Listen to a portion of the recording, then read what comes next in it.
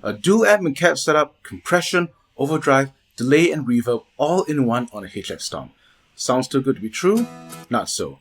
In this video, I share how to get a fully all-in-one dual amp setup on HX Stomp coming up.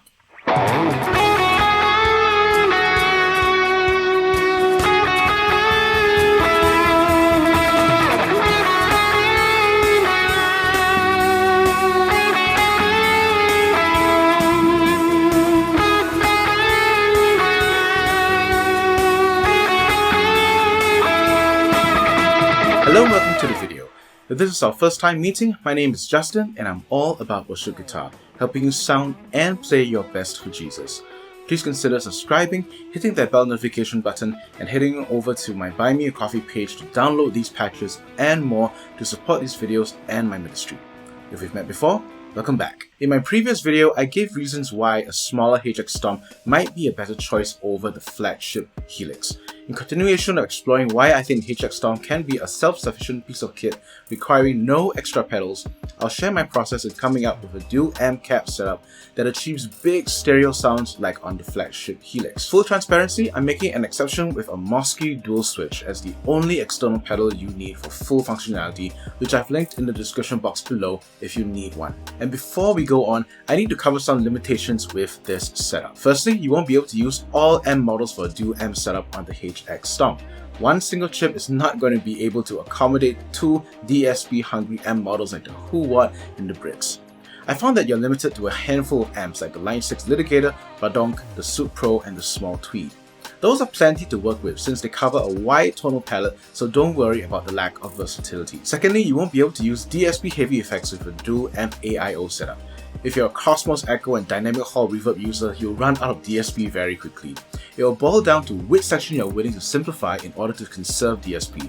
For example, if you want to use the air apparent for the overdrive, you might have to go with a simple delay and a plate reverb. In fact, Jimmy from Hey Worship Leader made a preset build video that you can check out on his channel to see how he overcomes the DSP limitation challenges. All that being said, let's get down to the details. Number 1, amp routing. One of the challenges of a blended amp setup is that you want to balance two amp tones. If you're not careful with the signal routing at the split and merge blocks, you'll end up sending signal to both paths simultaneously. This is a problem of over-blending. Amp A should only be sent to cap A and amp B should only be sent to cap B. To avoid over-blending, make sure that each amp path is hard-panned left and right, including the merge block. What you don't want is amp A and B being sent to cap 1 and cap 2 simultaneously, which will happen with an even split on the merge block. What you want instead is making sure that A is on -50 and B is on 50.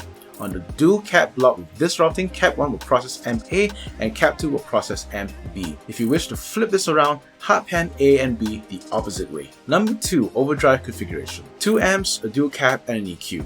That's 4 blocks.